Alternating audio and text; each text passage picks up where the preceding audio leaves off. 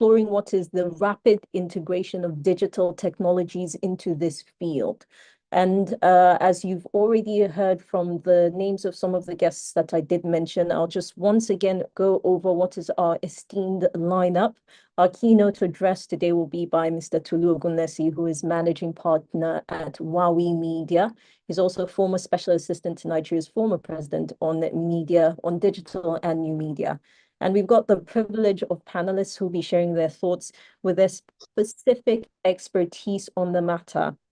Of course, David Ajikobi, who is Nigeria editor at Africa Check. Also, Jeff Kelly Lowenstein, who is executive director at the Center for Collaborative Investigative Journalism, and Victoria Bamas, who is editor at the International Center for Investigative Reporting. Now, I just want to take a moment to go through some of our housekeeping notes, right? Very important that if we're not speaking, if we're not called upon to speak, please keep your microphones muted. This will help us to ensure a smooth flow of conversation and to minimize disruptions. You can use the Q&A or the chat function to share questions or comments during the panel session. There'll be a moment where somewhere in the middle of the panel session, we'll be able to take your questions. It's very important that you direct those questions to specific people on the panel so it's not left hanging. A reminder, I know that when we joined the Zoom, we would have seen this notification that the event is being recorded, but we are reminded once again to be aware it's being recorded. Let's stay engaged all through.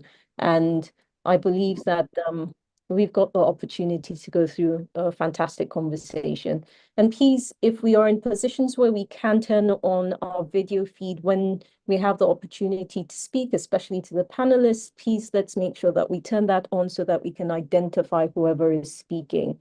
Now, very quickly, without further ado, I'd like to kick off today's events with the national anthem, and the technical team will be playing that for us. Now, we hail thee, our own dear native land, though tribe and tongue may differ, in brotherhood we stand. Nigerians old and proud to serve our sovereign motherland. Our flag shall be a symbol that truth and justice reign. In peace all battle honored, and this we count as gain. To hand unto our children a banner without stain. O God of all creation, grant this our one request. Help us to build our nation where no man is oppressed, and so with peace and plenty Nigeria may be blessed.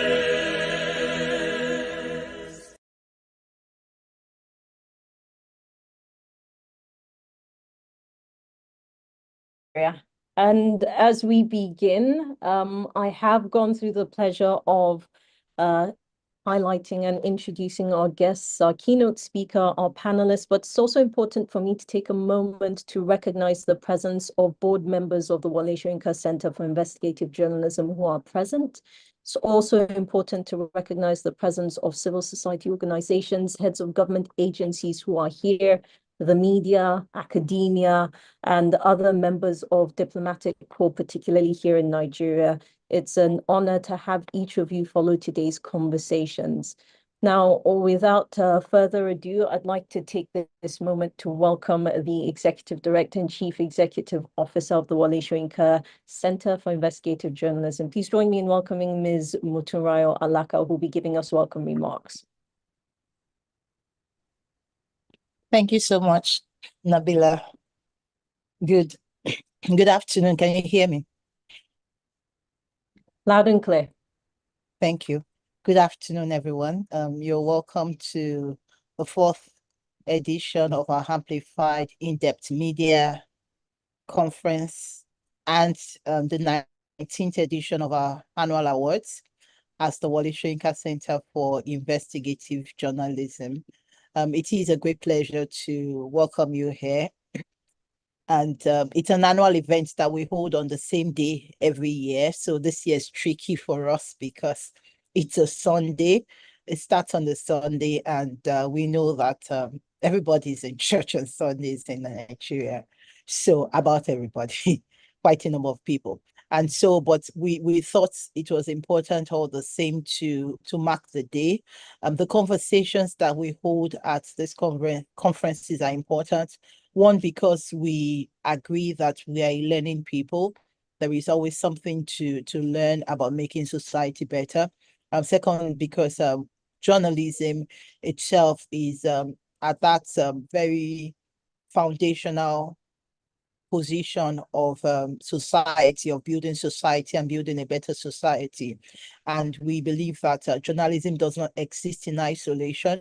It exists along in an ecosystem supported by, government and its institutions, supported by civil society, supported by, every part of society that makes society work. So we appreciate the fact that journalism cannot work on its own, and its work and its positioning is a lot of time a reflection of society.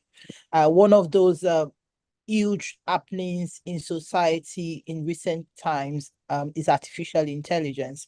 And we thought to make a conversation about what is important to journalism, which is credibility, ensuring that journalists remain journalists, that they can be trusted, and that the things that are published are verifiable and have been verified before they are published, and to ensure that misinformation and sometimes disinformation, which can be, yes, just people trying to make money, but at the expense of society, so it cannot just be just, and that we check those, tendencies of society. So I welcome you today. We have what I consider a very, very high level panel, starting with our keynote speaker, Mr. Tologolesi Emohen, who is going to be leading the conversation today. So I welcome the keynote speaker. I welcome the panelists, David Ajakobi, Victoria Bamas, and my very good friend, Jeff Kelly Lowenstein, who has joined us from the United States today. Thank you all for joining. And the conversations around media credibility, investigative reporting, and artificial intelligence, I believe it's for today. It is also for tomorrow. Truth telling is what we do as journalists, or at least bringing to bear all the dimensions of what is factual about issues, and allowing people be able to choose from there, and ensuring that in matters of justice and the rights of the people, the facts are also laid bare, and we're able to help society grow. So I hope that we all have great conversations today, and that we all go back learning, and that we all go back more respectful of the nuances of society and the things that we bring, as much as, even technology brings great things, more respectful of those great things it brings, but also more knowledgeable of how to be curious people and ask the right questions, even of the people who sponsor the technology platforms or the development of products in technology. Thank you to our board members for all the support we get. Thank you to the WSIJ team. I hope that we have a great conversation again. Happy Sunday. And finally, I would like to take the opportunity to remind us that tomorrow we'll continue but we'll also be having the awards physically by 5 p.m. tomorrow, and we'd love you to join us at Muson Center. So again, I will not try at all to preempt any of the speakers. Like I said, it's a stellar lineup. So I'll just queue behind that and also look forward to learning and having a great time this afternoon. Thank you. Thank you, Ms. Alaka, for your welcome remarks. And, just listening to her, she highlights essentially some of the key features of this year's considerations. The conference is still talking about what is the collaborative nature of journalism. It cannot exist without civil society. And today we are confronted with a conversation around how we engage with big tech, especially redefining technology in today's world. And credibility continues to be the litmus test for journalism of integrity, ethical journalism across the world. Now, just a reminder, right? This fourth edition looks at media credibility, investigative reporting, and artificial intelligence. And as Ms. Alaka said in her welcome remarks, our keynote speaker will be laying a solid foundation for us to take off today's conversation. He's a journalist and a digital media strategist. Currently serves as the managing partner at Huawei Media, which is a communications consultancy which specializes in communications strategy, public relations, digital communications, crisis communications, and public affairs, as well as government relations. Now, Mr. Ogunlesi is an accomplished author. He's got works that include a poetry collection called Listen to the Geckos Singing from a Balcony. This is a 2004 publication. He has a novella, Conquest and Conviviality. This is a 2008 publication. His poetry and fiction have appeared in well-known publications such as the London Magazine, Wasafiri, Farafina, and World Literature Today. In journalism, Mr. Ogunlesi has written for many respected local and international outlets, including The Guardian UK, Financial Times, Huffington Post, Forbes Africa, and Premium Times. Served as a features editor and editorial board member at Next newspaper, and was the West Africa editor for the Africa Report magazine. This was 2014 to 2015. Now, many of us know that Mr. Ogunlesi took up public service when he served as the Special Assistant on Digital and New Media to former President Muhammadu Buhari.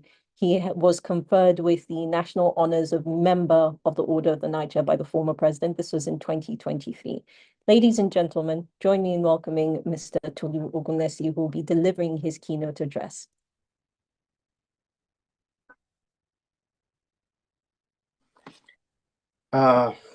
Thank you for that very generous introduction. And it is a pleasure to have been asked to deliver this keynote.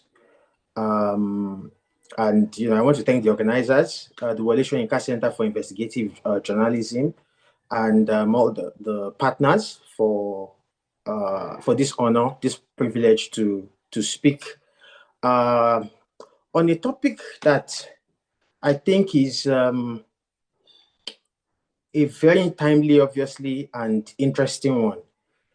I do not claim to be an expert on all of the themes that, for this year's conference. In fact, I would encourage us to be, for example, to be suspicious of anybody who claims to be an expert in artificial intelligence at a time when, it appears to still be in its infancy. We're in a world, I think, where we're all still coming to terms with what AI means for journalism. So I do not come as some kind of expert, demanding to be heard or to be listened to. And I apologize in advance if I leave you with more questions than answers at the end of my talk. So I will launch into it. An interesting topic: media credibility, investigative reporting, and artificial intelligence. And the brief that was sent to me said the purpose of this is to explore the interplay between the ethics required of the news media and investigative reporting, and how to navigate preserving these in an era of technological disruptions. The conversation will also highlight the evolving role. I apologize, my son has somehow escaped. The conversation will also highlight the evolving role of investigative journalism in an age where technology influences news gathering, production, and dissemination. Of course, I am also quite delighted that there's a panel following this. You know, it makes me feel better that there will be an opportunity for a distinguished cast, Victoria, Jeff, and David, to also discuss some of the themes and topics that I will shed light on here. So there's a crisis brewing in investigative journalism. For those who are familiar with what's going on, accusations and counter accusations between a respected network of investigative journalists and one of their sort of counterpart or partner organizations, that's OCCRP and Mediapart. As an outsider to the world of investigative journalism, I'm not an investigative journalist. I will not rush to any opinions as to who might be right or wrong. But I found that the ongoing controversy, quite heated, quite bitter, quite, almost toxic, in fact. And I'll give a quick overview of what for those who are not familiar with what's going on. One organization of investigative journalists is accusing a global network of investigative journalists of being at the mercy or of being funded and being controlled by the US government. As I said, these are allegations. I would not make, I don't think I know enough to come to any judgment. But I'm using that as my starting point because all of the topics and themes I want to touch on will emerge from what's going on in this ongoing fight or battle between OCCRP and Mediapart. The first thing I want to, that this obviously throws up for me is, and it says a lot about sort of like the concept of media credibility, is that in an age in which the internet and new technologies have ramped up scrutiny on traditional institutions, whether it's government, whether it's business, whether it's media, it makes sense that the media will not be exempt in any way from this scrutiny. The people whose calling it is to hold others to account will inevitably be held to account themselves and must recognize that the standards for them will probably be even higher. So it's not out of place to imagine that the standards by which the media, by which journalists will be judged, will be higher even than the standards by which politics or business is judged. And so what we are seeing here in this ongoing controversy is, journalists asking themselves hard questions. Who is financing you? What does that financing mean? And I think that, so obviously the question of media funding, the Associated Press has a very interesting tagline that says news is free, journalism is not. We have to ask ourselves the question, how is journalism funded? We know that the media requires funding. Once upon a time, I guess those questions were sort of more settled. If you wanted to make money as a media house, you would depend on, so as a newspaper, for example, you would have people who buy the paper, who advertise in the paper. With the internet, obviously, we've seen disruptions in those models, and the entire media space is struggling to figure out, how do you make money or how do you survive in the age of the internet. So in this ongoing controversy that I talked about, it turns out that half of OCCRP's funding comes from the US government. Now, to their credit, they've not hidden this fact. It's up there. It's there. They publish annual financial reports, which you cannot say of all sort of like platforms like that. So to their credit, yes, they publish, they're open and transparent about their financing. But then, I guess then the question comes up as to if half of your funding is provided for by a government, there will inevitably be questions. The OCCRP has gone and answered those questions, and they have made it clear, obviously, that there's no government interference. That part of the conditions for the funding are that, there will be no outside editorial interference, which is good. But then you have to ask questions. If the US government can finance 50% of a global network of investigative journalists, would that be acceptable if in place of the US government, it was an African government? What does that say about the standards applied to different parts of the world?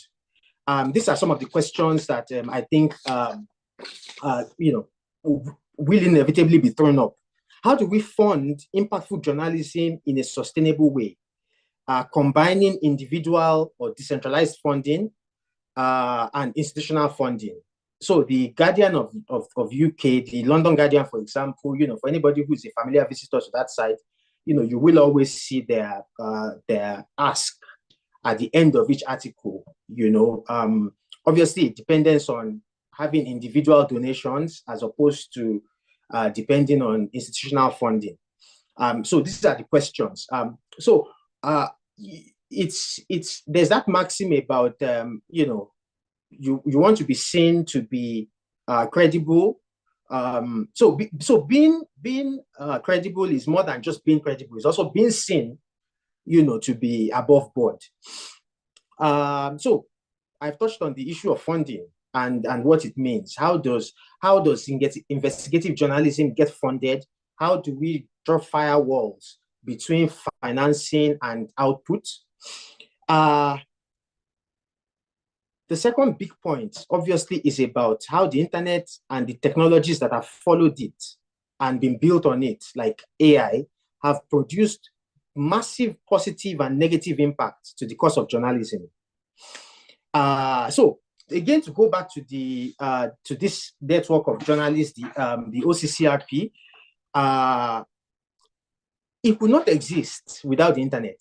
The fact that you can have a global network of journalists that has done very impactful work, so whether it's the Pandora Papers or the Panama Papers, and this is work that has significance in every corner of the world. The fact that a network like that even exists in the first place would not be possible without the internet. So the internet has been a revolutionary platform.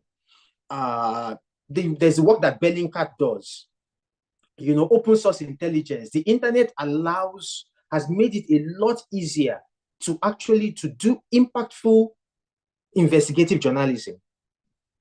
I recall watching a BBC or following a BBC investigative effort about a year or two ago, in Cameroon. And I was just struck by how they were able to use, open source tools, Google Earth and all that to just do some remarkable work that had to do with brutality of security agencies. So it will never stop fascinating or blowing my mind. What can be done with the tools that the internet makes available? You can uncover evidence of mass graves, using widely available tools. So there's no doubt that the internet has done, and of course the internet and all the technologies that are associated with it. Artificial intelligence being today's topic.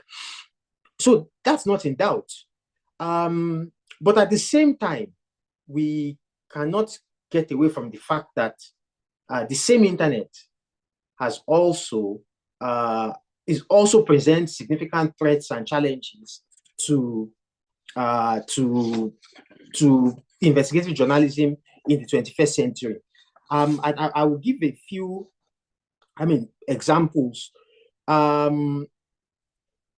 does an investigative journalist determine that a photo or an image is genuine or manipulated?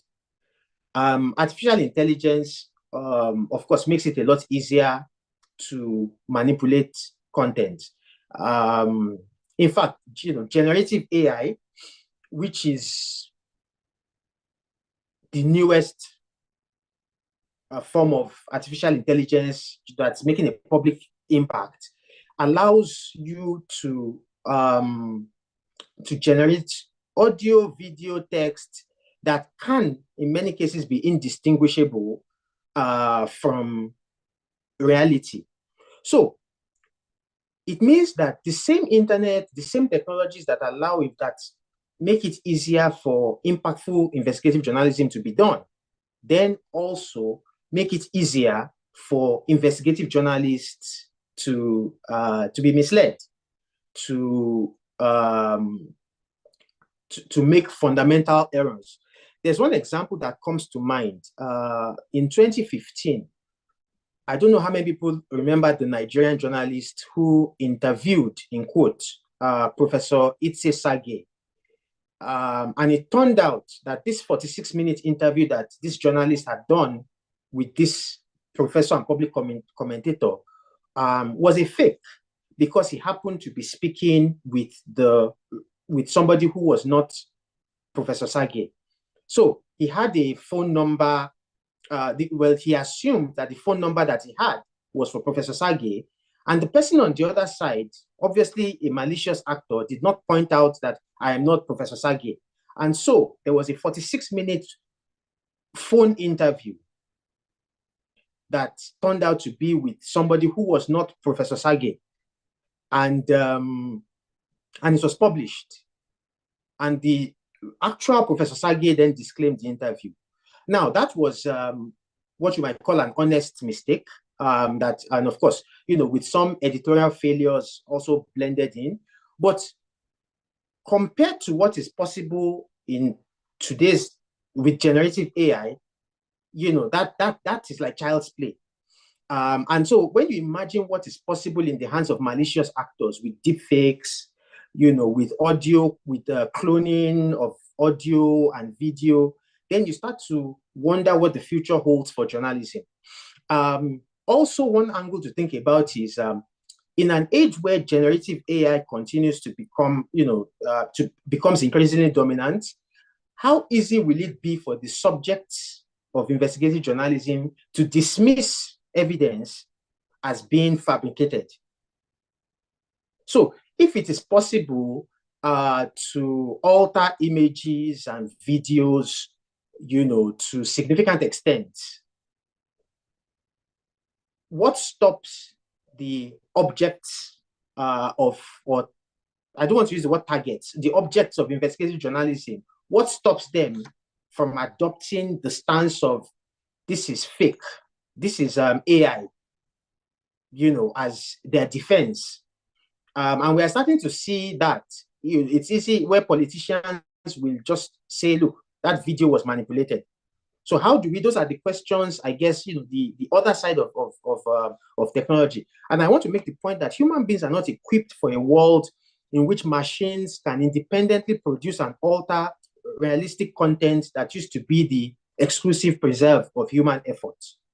And I think that's an important point, that we just are not equipped as human beings for that kind of world in which the lines between real content and manipulated content are increasingly blurred. So it's quite clear the internet has been of positive effects in many ways to journalism, but also of negative effects.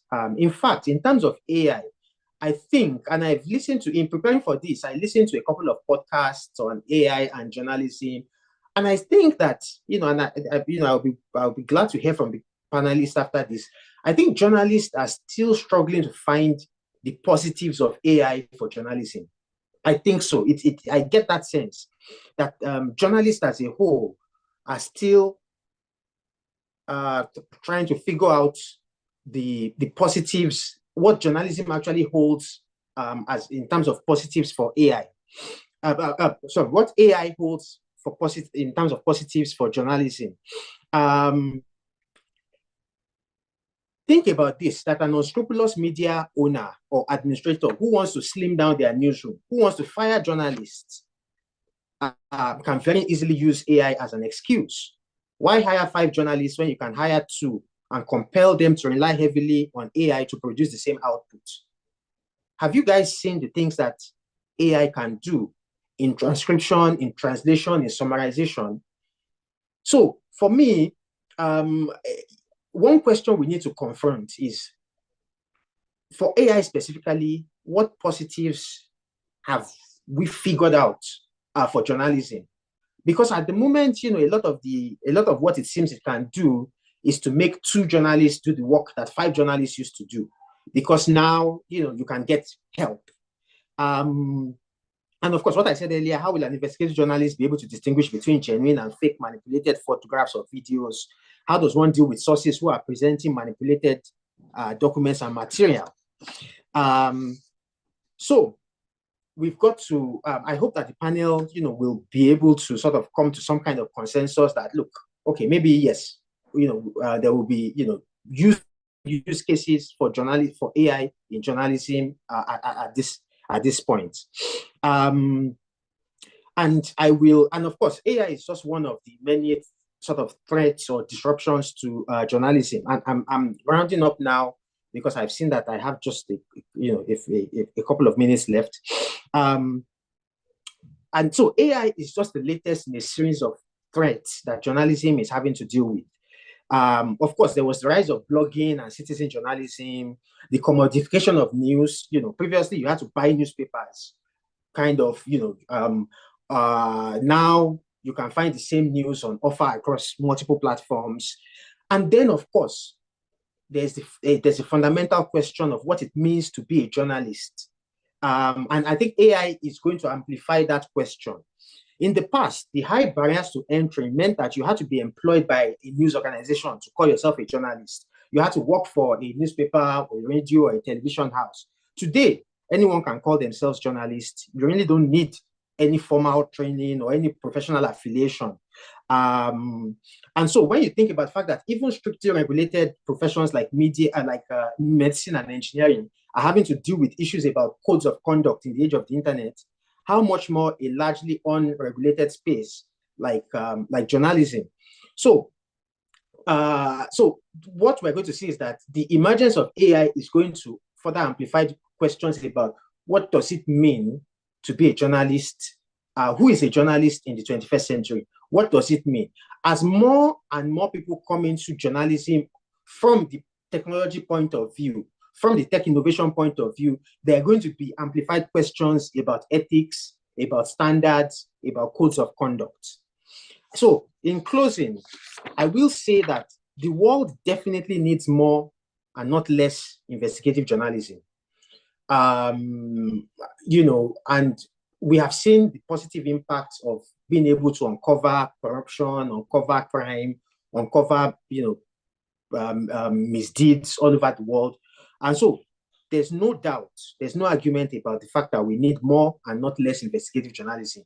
The question is that as we push further into the 21st century, how is this journalism going to be funded? Which is a very important question. What is technology, AI, going to do? Will it ultimately undermine or improve the quality of this journalism? And finally, what will it mean in 2024, 2025 to be a journalist once again? So on that note, I will again say thank you to the Wale Soyinka Center for Investigative for this opportunity to share a few of these thoughts. And I hope that in the panel that follows, there will be a chance to get some of the answers to some of the questions and posers that I have tried to touch on. Thank you.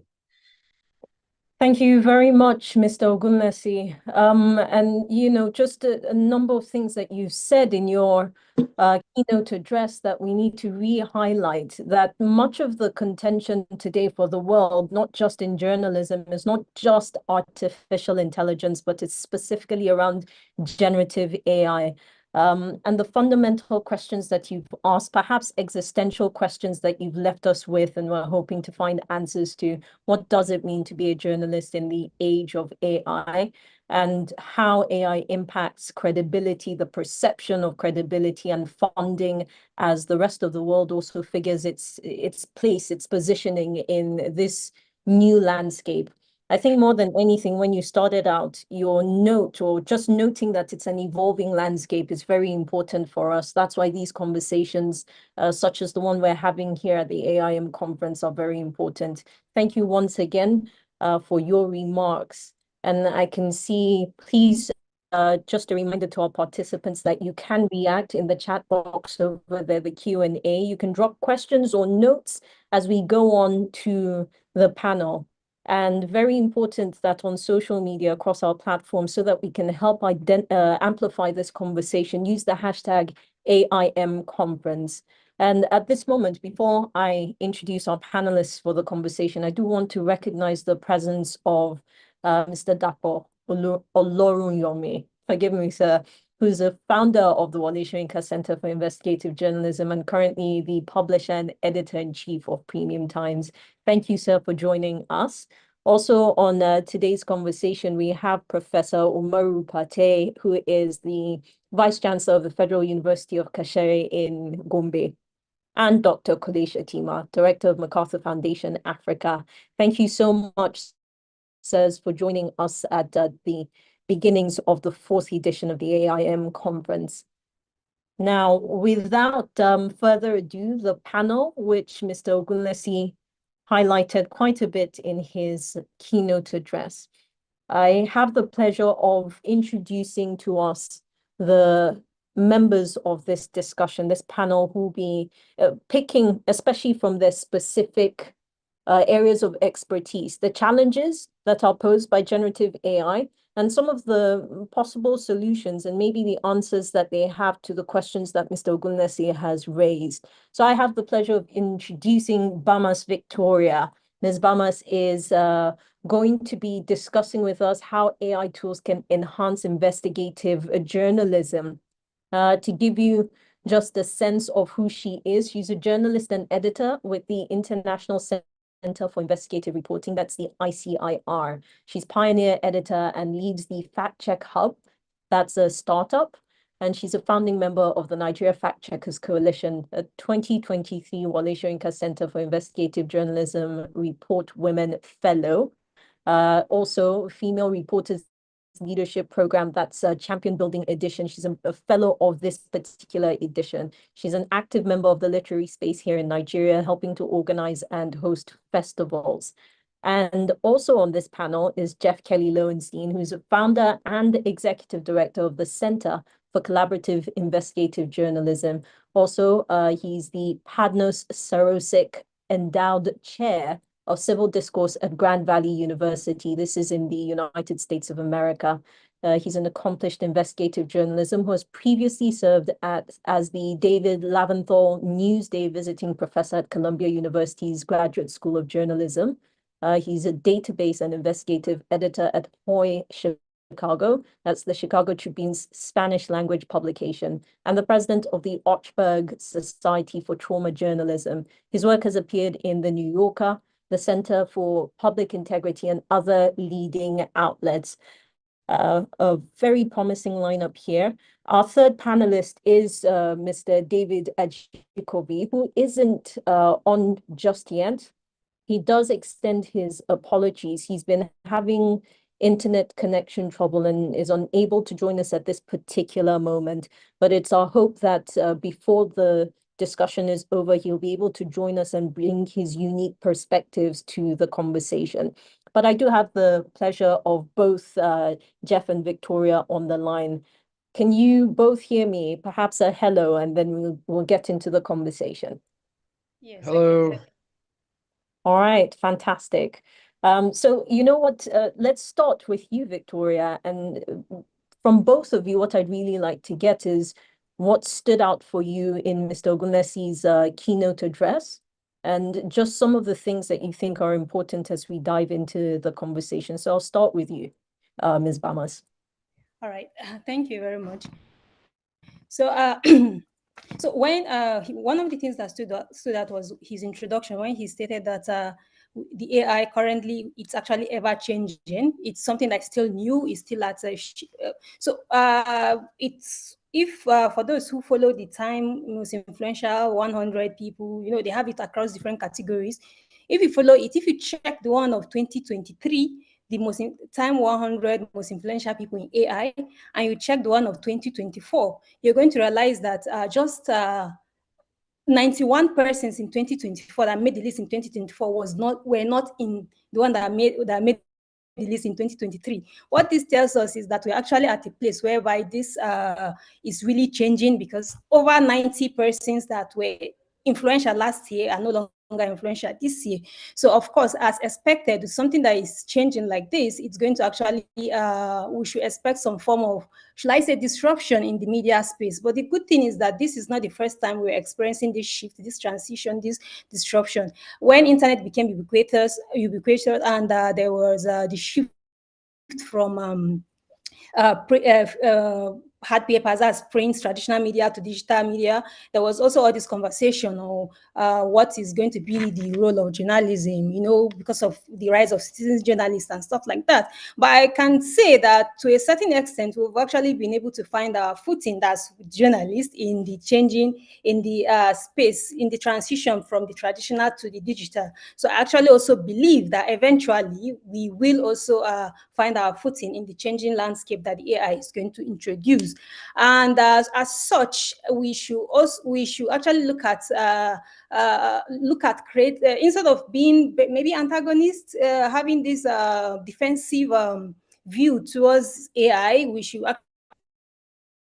actually be thinking of how we can actually have a symbiotic relationship, something that actually we use to augment or support what we're doing, instead of something that we feel is actually going to replace. So even as we're using it, we should realize that AI should not be a replacement. It should be something that will actually help us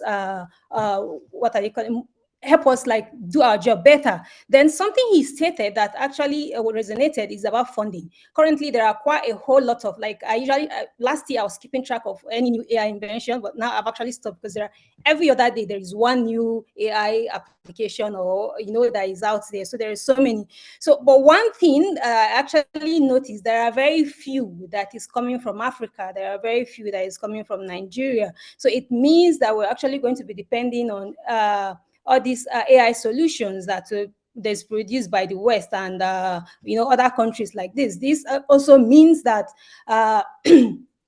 wherever it is, their training data, wherever it is they're actually using to do it, we're actually going to rely, and we're going to be at a disadvantage, because all the biases of the data they're going to use might not reflect our own environment. So I think something we should also be looking at is to start seeing how we can actually be funding our own local solutions in AI, so that we just not just be like the consumers just waiting to collect, to receive and use. Then something again that will come, interestingly, currently what we're fighting, because I work in the misinformation space, we were actually pushing media literacy on how to engage with information in a period whereby there is now the democratization of information. Everybody with a mobile phone or a smartphone can actually share out information. What we've been doing is try to promote how people can engage with that, right?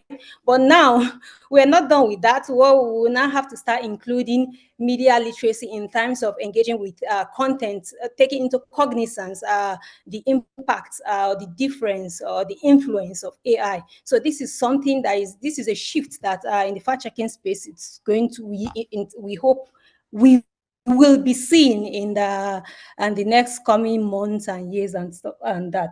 Then the other thing Tolu spoke about how who is going to be a journalist, what are the how did he put it, what are the how the positives, right, of the AI to journalism.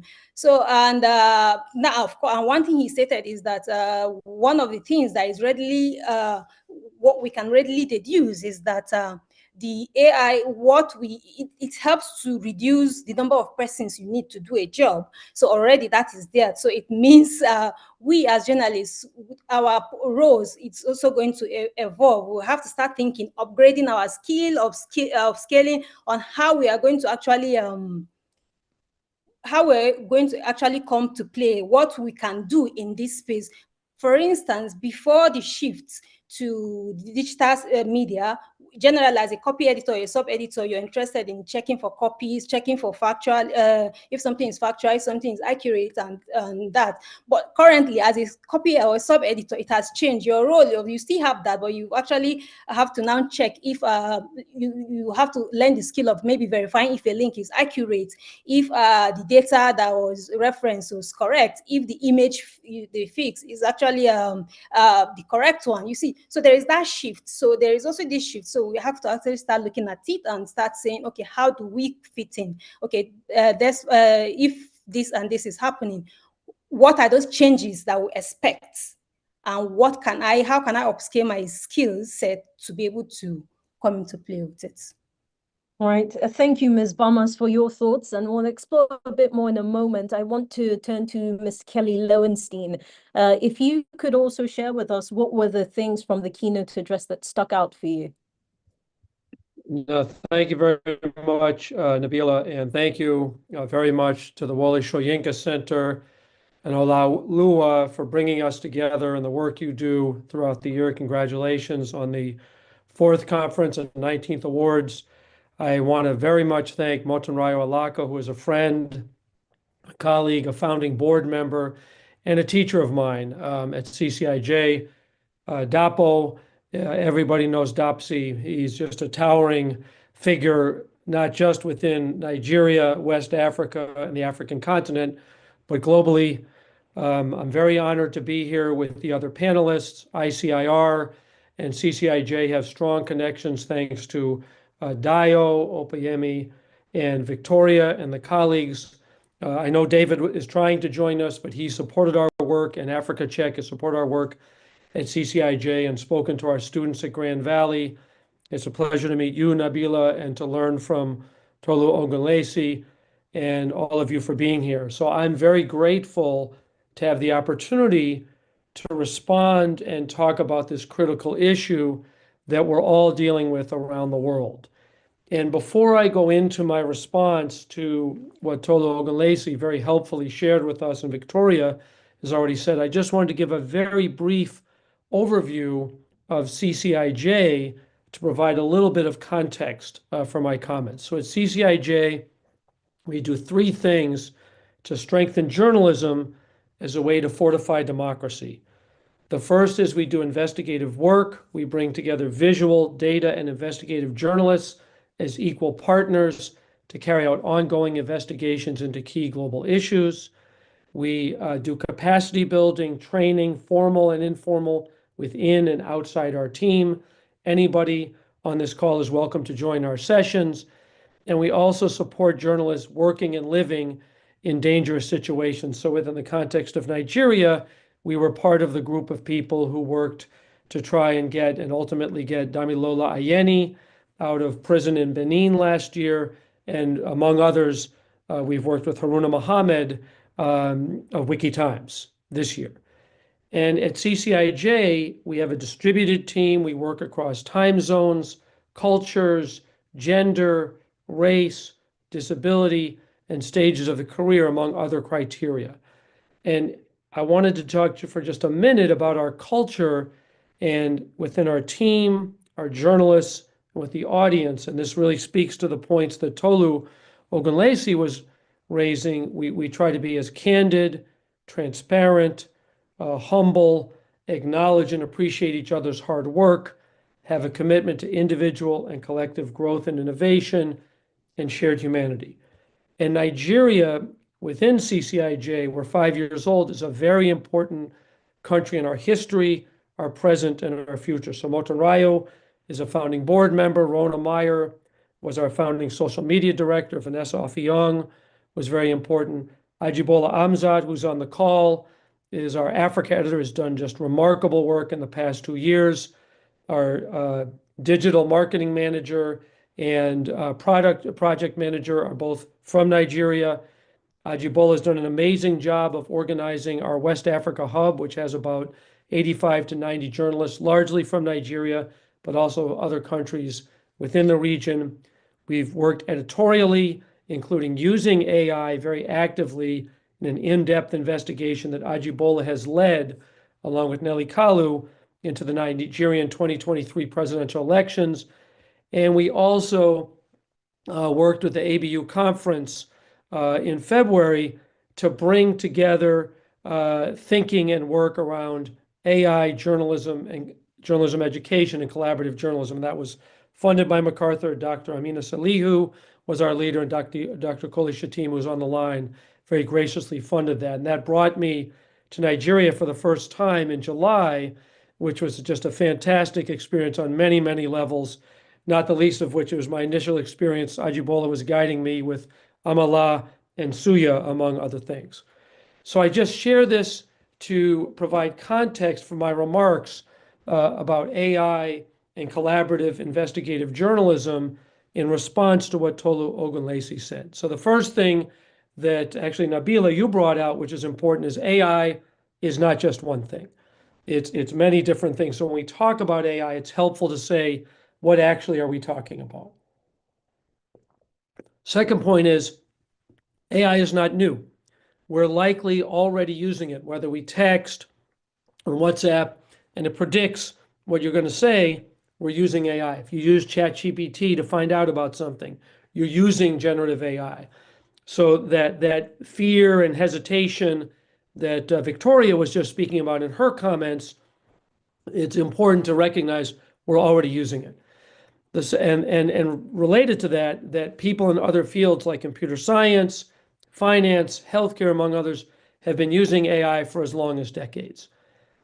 As both Tolu and Victoria highlighted, it's new, it's rapidly changing, and it's a very different set of both tremendous opportunities and real challenges that need to be understood on their own terms. So I would break them down broadly into 3 categories. The first is AI as a beat to cover how to use it, who is doing well, who is using it well, and what is the information ecosystem in which we're both receiving and the AI is operating, and Tolu's comments spoke to that, but also in which we're sharing our work. The second is AI as a set of tools to carry out our projects.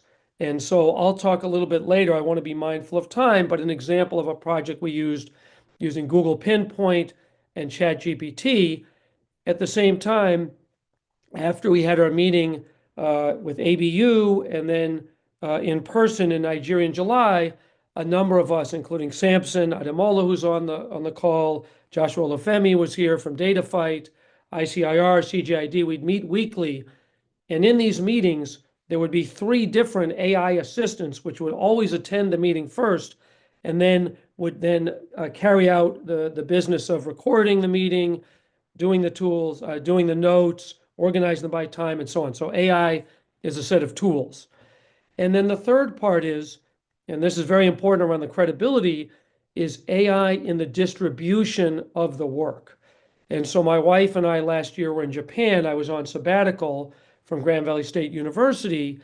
And while I was there, we were looking at the role of mis and disinformation. So we met a gentleman from Japan Fact-Checking Center, and he was sharing with us about an outfit in Taiwan that uses AI to detect misinformation, manually checks and verifies the information, and uses AI to send it out and distribute the information as widely as possible. So using the bots to counter the bots.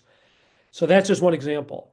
The other thing that I would say is that I think that AI and the points that Tolu was raising about what does it mean to be a journalist, Victoria was just picking up on that, it really pushes us to think about how we're carrying out our work, how we're sharing it, how we're interacting with, learning from, and engaging with our audiences. And as Motonrayo has talked about from the beginning, cultivating that trust that is critical for the credibility for our work to have the kind of impact we would like and to serve and advance our public service mission. And this gets to some of the points that Tolu Ogunlesi was raising around transparency. And I would suggest respectfully, I see Professor Pate has been acknowledged, and I very much enjoyed his comments during the ABU conference and some dialogue afterwards. He and Ajibola have worked together so that he was very strong on ethics, but also the role of emotion and transparency about what we bring as journalists, where we stand and how we feel about the issues we're covering and how we tell our stories. And I'm talking about emotion not just in the terms of some of the fear or concern we may have as journalists around working with AI that I think we need to surmount, but also that transparency that Tolu was raising with the OCCRP article, which is a very rich and important text. We're going to have conversation about it tomorrow internally at CCIJ, but I have tremendous respect for OCCRP. The work and the impact that they've done is undeniable. The quality, the impact is enormous. And there are some very real questions, not only about the funding, but the article also brought up very critically that the US government has veto power over key people in the organization. And from an investigative journalism and independent point of view, that's really concerning. And so Tolu Ogunlesi is absolutely right that there was transparency around the funding, but there was much less around this particular provision. And I will say that the issue of funding, as Victoria was talking about and calling for local funding, it's a very complicated issue. ICIR, we want to congratulate them on receiving a grant from Journalism AI. CCIJ, we were also selected this week. 712 organizations applied for this funding from Journalism AI Challenge all over the world. The funding was from Google, which has done very meaningful work powered by AI to erode, there's had an impact of eroding the journalism industry, trust, and the use of data, and many other consequences. And yet we're doing this as well. We're celebrating this grant that we received. So my point is that funding is very complicated, but my real point is that I think we need to be very strong with transparency, very clear about ethics, be openly grapple with the role of emotion, and really retain the humanity embodied by literary giants like Chinua Achebe, like Wole Soyinka, the center of which bears his name, and to talk about the role of emotion in information acquisition, retention, and distribution. And I think AI actually challenges us, and the opportunities of AI challenges us to revise how we often think of audiences and interact with our audiences as exclusively fact-based, head-based, and rather think openly about narrative structure, the role of emotion in the transmission of false information. There's often that titillating charge that false information gives, and to recognize that people, the audience that I think often want, and that trust is based on an emotional connection with the piece, the journalist, or the publication. And so my final thought here, because I want to be respectful of everybody else's time, is that I just think it's absolutely critical to do exactly what we're doing here. One of the most central points that Tolu Ogunlesi brought up in Motonrayo as well was how important it is in a humble way to talk and work together, and that collaboration is vital in this process. Thank you very much. Thank you, Mr. Kelly Lowenstein. I mean, both of you have made very salient points, and I'm sure that some of these points will repeat themselves in the conversation as we go on, give us the opportunity to perhaps expand a bit more. And Ms. Bamas, I want to come to you here, right, and talk about how it is that journalists are able to strike the right balance between speed, accuracy, and ethical considerations. And you started to touch on this a little earlier with your initial thoughts. And Mr. Ogunlesi's keynote address also highlights the extent of responsibility, a broadening of that responsibility for journalists and editorial boards across the world in engaging with generative AI. So if you could help speak to us on that, how do you strike the balance? Okay, thank you very much. So, like with the thing with journalism is there are, of course, ethics that guards the practice of journalism. And just because we are actually entering a new sphere, or yes, does not mean we're actually going to abandon the ethics that guides us. So those ethics still stands. So when working in this time, in this space, what journalists should consider is to actually understand before deploying any tool that you're going to use to work. One of the things you need to do is to actually understand the limitations of where the application or the tool you're going to use. You understand, like understand who funded it, where it's coming from, what kind of training data it used, because all this information it's something that will actually allow you understand the kind of responses. I'm talking if you're using, let's say, something like because for journalists we use a whole lot of AI that allows for writing, AI that allows for editing, stuff like that, and that allows for summarization of documents and stuff like that. So it helps you to understand the kind of responses you are going to get because of probably kind of data and wherever it's coming from. And something that it's very that we actually need to be very clear and upfront with is transparency and full disclosure. If I've seen cases whereby people are experimenting, writing routine reports, let's say like sports reports, this is those people who generally what you do, you get people to do as news aggregation. Now we've seen people using it to do that. So it will be at this particular time, there will be need for full disclosure. If that's what you're using for those kind of reports, there is a need for you to actually state it, like point blank, that okay, these particular activities, we use AI to do that, so give the readers and the audience, make them understand what's going on. Then another thing that we need to take into consideration is privacy. When working with AI, we should actually be careful, take into consideration not infringe on people's privacy. For instance, let me use fact checking. For instance, if you're actually trying to maybe fact check something, do a report around maybe a misinformation trend or stuff like that, or get patterns. So let's say you're using WhatsApp. You download, let's say, the WhatsApp group chats, you analyze it and do everything. So an error or something that I see people do is now publishing those data outside without taking into cognizance the information, the privacy concerns of those people who are in the group. Just because you are trying to maybe combat the misinformation or disinformation does still not mean you should invalidate people's privacy. So another thing also, I think we need to actually be careful, ethical consideration we need to check is about plagiarism.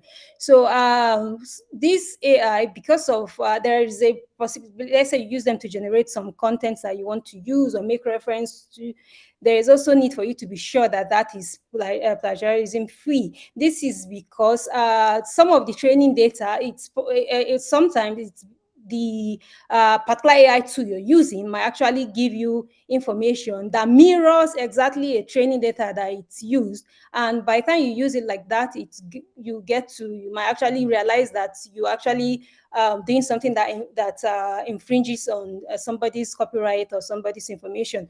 For instance, I know that I think it's ChatGPT. Is it?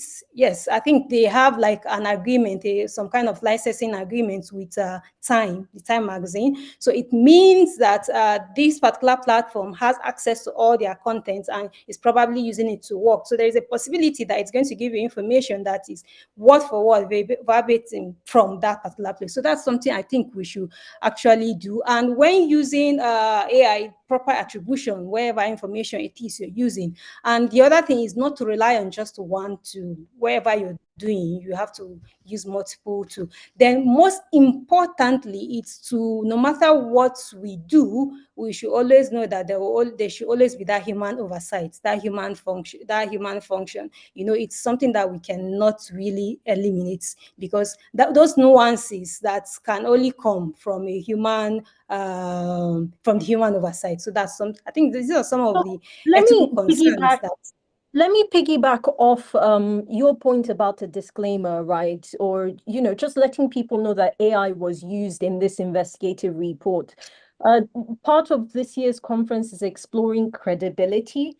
And we have seen instances where you say that, look, AI was used in this particular report and it colors the perception of your audience or your reader in how they receive that report. Now, I'm particular about the difference in the AI usage, right? Mr. Kelly Lowenstein was talking about AI as a tool. So if you're talking about, say, aggregation, or when he gave the example of the AI tools that go in ahead of a meeting and all they simply do is work with data that you have fed it, as opposed to generative AI that produces results based on prompts. And as such, it will mine the web, large language models that it's using to collate and produce a certain result. These are two different uses of AI. So if you say to your audience that, look, you used AI, do you need to be specific that it was only used as a routine thing, kind of like how you'd use a calculator, for instance? Or should journalists consider just that blanket disclaimer as opposed to breaking down the parts where AI was actually used?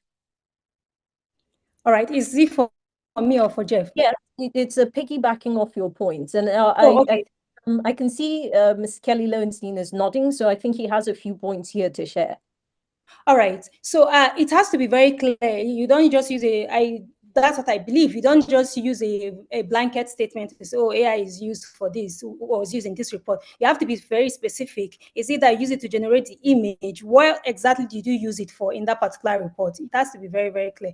A blanket statement does not really cut it, will not really cut it. Yeah. Thank you for your response. Ms. Kelly Lowenstein, and I know that you will share some thoughts on this, but just as you're doing that, I'd like to prompt you around going back to a key question that Mr. Ogunlesi ended with, right? What are the positives for journalism in the use of AI? And in exploring those positives, we can't do so without first highlighting the challenges, right? So that's where I'd like you to come in and sort of share your thoughts on it. Okay, no, thank you very much, Nabila, for the question, and thank you, Victoria, for the comments. And I agree in terms of the point about a blanket statement is not really sufficient, but that as both Tolu Ogunlesi and Victoria were talking about, this is very rapidly changing, and so this is really an ongoing dialogue.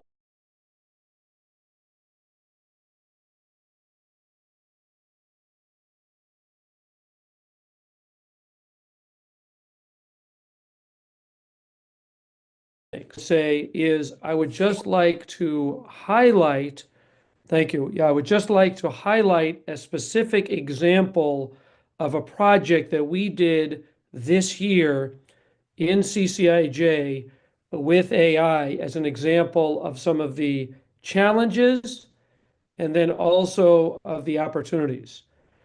Now, I see I'm knocking out a little bit. Should I keep the screen on, or should I just take off the video? Can people hear me okay?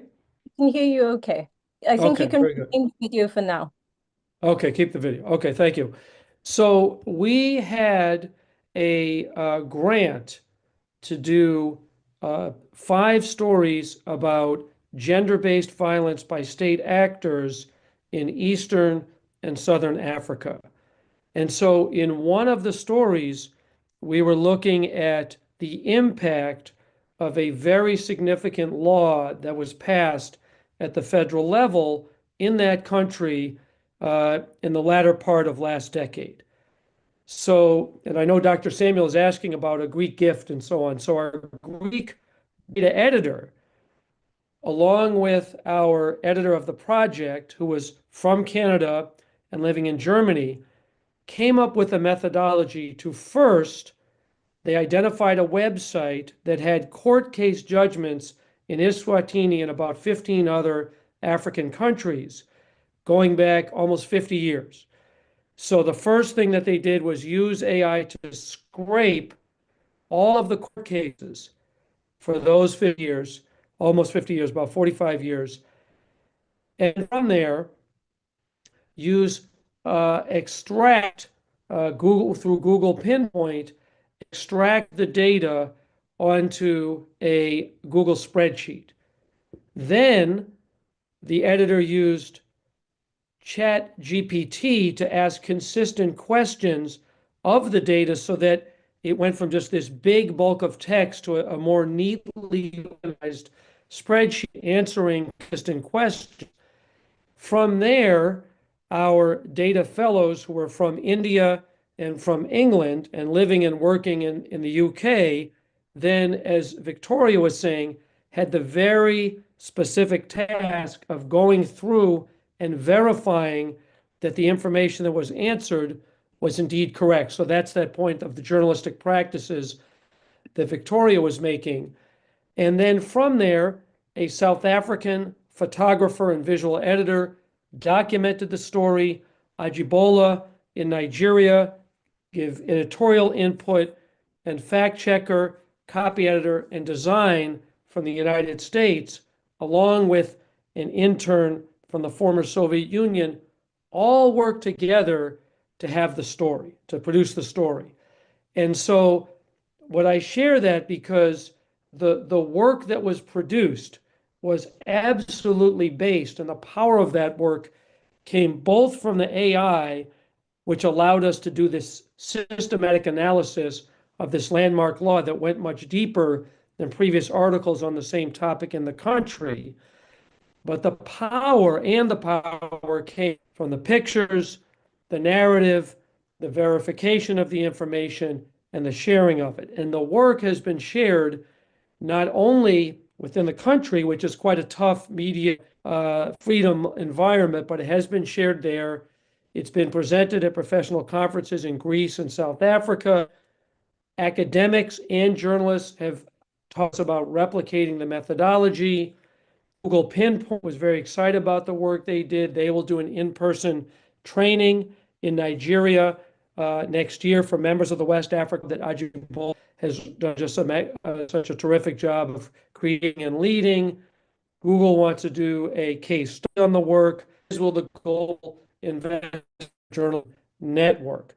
And we built on that work for the Journalism AI Challenge application that I mentioned earlier that we were very fortunate to receive, like ICIR and other colleagues in our community. So I share that as an example of both the challenges, but also the exciting opportunities and the kind of work that, using AI in thoughtful, transparent, and candid ways. And I don't want to hold us up as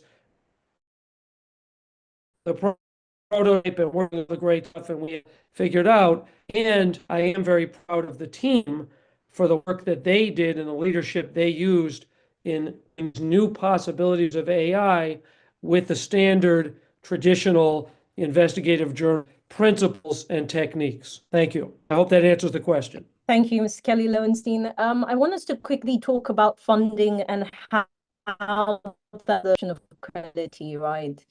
And when Mr. Ogunlesi spoke, he was speaking more from a government perspective, but the conversation applies even with, for instance, the fund you mentioned, which is Google funded Journalism and AI, right? So there is that question that where the fund comes from, who is issuing that fund, in what way does it impact the final audience's consumption of that investigative report or the investigative piece?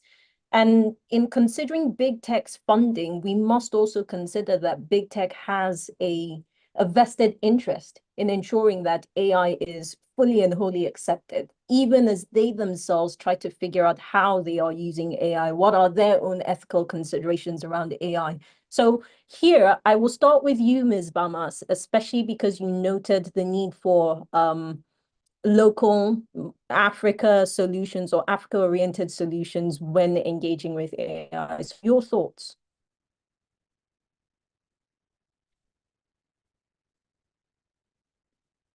Ms. Bamas, can you hear me? If you can, you're muted.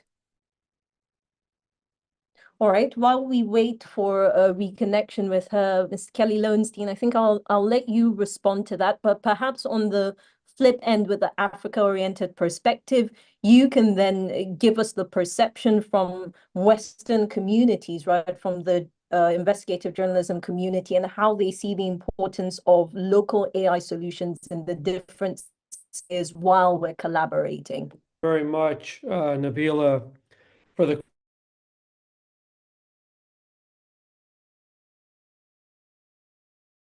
question that I think it's very helpful to have this conversation, particularly now at a time when trust has already been damaged by an audience, and particularly because of the capacity of AI, both to spread misinformation and disinformation, but also to do so at such a very rapid rate.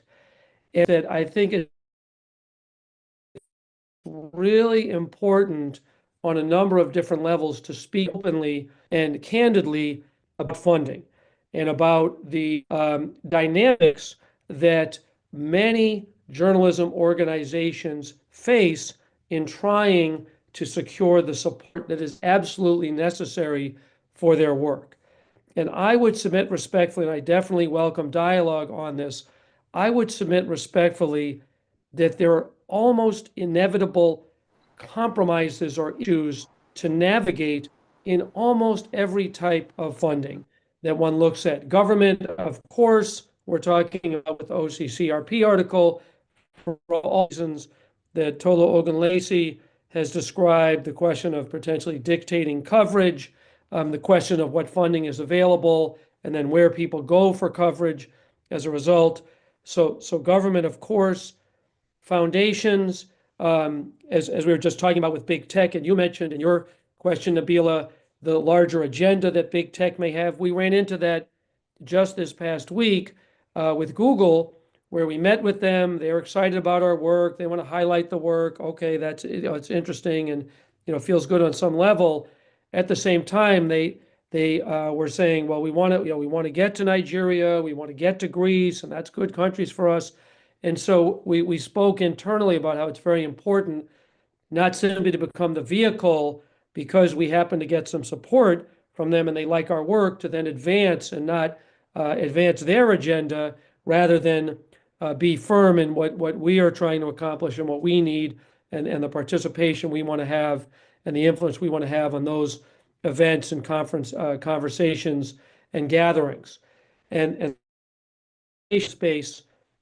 And then within individuals, there can be all kinds of challenges of how individuals have gotten their money that then support news organizations. And I'm talking specifically about nonprofit, but I know that there's all kinds of challenges within for-profit as well. And Dapo and the others who have done amazing work at Premium Times perhaps could speak on those issues.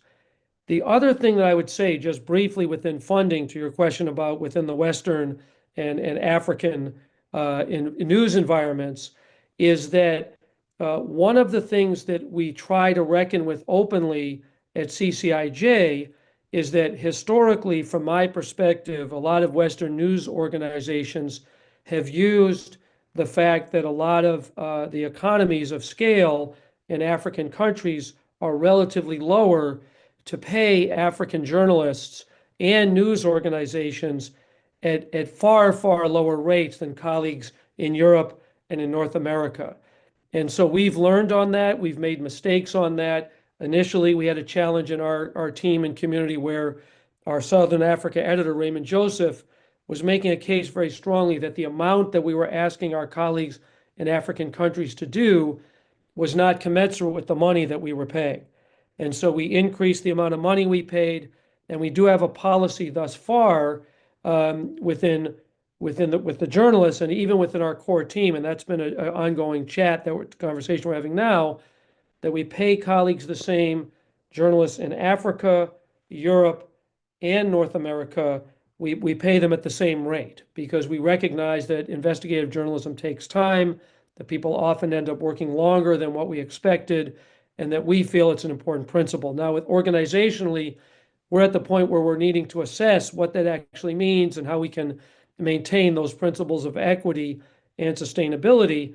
But in the point that Victoria made around calling for locally based funding around these issues, I think it's really important. We're looking to set up an official presence in Africa and in Europe, both to recognize where our work is, where our future leadership is, and then from there also to look at the possibilities to raise money in those environments, and that more and more organizations want that local connection.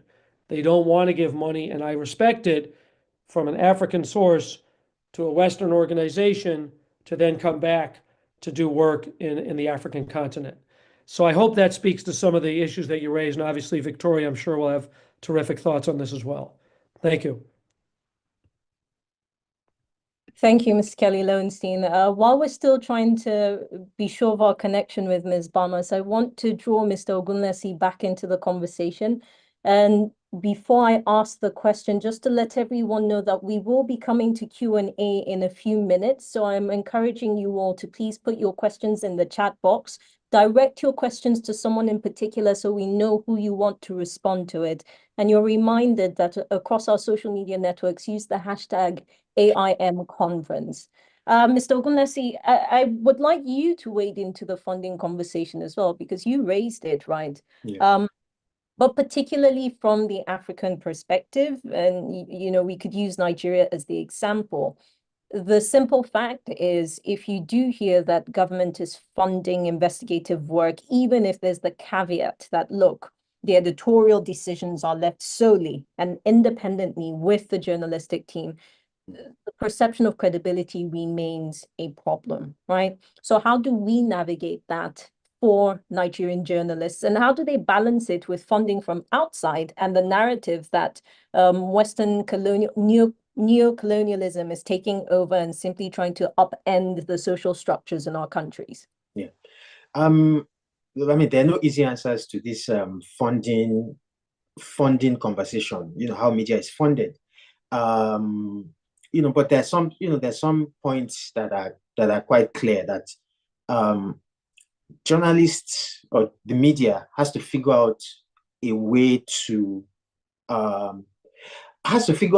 more independent ways of getting funded. So I talked earlier when I was speaking about sort of like the UK Guardian model, where they make that point where at the bottom of each article that, look, your £5 or £10 can go a long way. So I mean, the aim there is to kind of get, if you get 1 million people funding you with $5 or £5 or 5,000 naira or something, obviously there's more. It appears there will be more independence that way than if a single person was giving you $5 million. And of course, look, we've seen even in Nigeria. I have personally just seen how the media concerns have changed over time. At one point, misinformation and disinformation were big funding on the funding agenda. So the foundations that funded a lot of sort of non-profit media in Nigeria would kind of like, their focus was on misinformation, disinformation, fact-checking. So at one point, there was a whole proliferation of fact-checking websites. And I actually personally thought that there was a decline in standards of fact-checking standards, because at one point, it seemed like everybody was doing fact-checking with a decline in standards. Then the fact-checking emphasis seems to have shifted. Now you are seeing a lot more, it's climate change, and then you're also seeing that artificial intelligence. So obviously the downside of large funding by sort of like single source funding is that you're at the mercy of the focus area of the funder. If the funder decides that AI is big, is what they want to fund now, then you've got to align with that. When they shift to climate change, you move with that. But obviously there's I think, of course, the having as many funders as possible, as many sources of funding as possible, also kind of gives you some kind of independence. And with the OCCRP issue that is going on, I think what the critics are saying is that 11 million of your $22 million, coming from a single source is very problematic. So I think that there must be the push or the advocacy must be to diversify. We talk a lot about economic diversification. Even for the media, there must be a way to diversify the sources of funding. So obviously, the principle here, I think, is that the more diverse the sources of funding, the more independent one becomes. And the most diversified, theoretically, would be to get individual paying subscribers, to support independent journalism. And so I think one question we have to ask ourselves as Nigerians is that how many of us are putting any money into supporting the media that we believe in? That's an important question to ask. Many of us will pay for New York Times subscriptions, will pay for Wall Street Journal, will pay for all of these things. But how many people are paying for sort of to support local newspapers, local media platforms? And what are local media platforms also doing to encourage people to support them with financing, which then leads us to the transparency question, where people want to be sure that if I'm paying for something, then the money is being spent to do what it's being collected for. So I think that's what I would say on the issue of funding. I would just quickly add something, and this came up whilst the panel was talking about an opportunity that I see with AI and media and journalism in Nigeria. I think that there are opportunities for more collaboration with academia and with the technology space. I think that's super important. And I hope that, newsrooms will do a lot more to do more work with academia, for example, because even in doing the research for this keynote, the examples, the thought leadership that we find, a lot of it is very Western. There's not, I think that we need to see more academics, more Nigerian academics working in local contexts on what AI is doing, on the impact of AI on journalism, on the opportunities. I think we need a lot of that. And then technology, it's not only the banks who should be working with the techies to do fintech. What are newsrooms doing, working with some of the smartest young software engineers and coders in Nigeria, to advance the possibilities of having AI support journalism. So those are two opportunities that I think I would like to sort of encourage the media to focus on, working more closely with with academia, and working more closely with technology. And of course, to Nigerian philanthropists, I think that is an opportunity to put more money in supporting some of these media ventures, so that we're not wholly dependent on Western thought leadership and Western financing, and we can kind of just get a bit more of our own voices and our own context into AI. Thank you, Ms. Ogunlesi. I believe we've got Ms. Bamas back, and I'll ask her one question, then we go into questions from our participants. Ms. Bamas, piggybacking off his final thoughts just there, you also raised the importance of local AI solutions or tech solutions in Africa, right? We know it's expensive to build AI. We've seen newsrooms in the West that has started to build their own AI solutions for their personal needs within their organizations. So funding is one thing, but there's also just the question on the data that technology, AI, or generative AI works on. Much of the availability of data is from Western sources. So if you go to ChatGPT and you prompt it for a picture, you're using the same sort of prompts that someone in the US is using, you're very likely to see a very white-centric result. right? So between now and when we're able to implement some of the suggestions that Mr. Ogunlesi has just mentioned around collaboration with academia and local tech guys in Nigeria, between now and then, how do we plug the gap, right? How do investigative journalists and journalists in general in the country push, I'm careful to define it as pushing a narrative of credibility, but how do they find credibility using AI tools that have a white lens? All right. So the point you raised, death of data is actually an issue. It's an issue not just because of AI. It's an issue really impacting on investigative journalism in Nigeria. It's something that we're dealing with. It's something that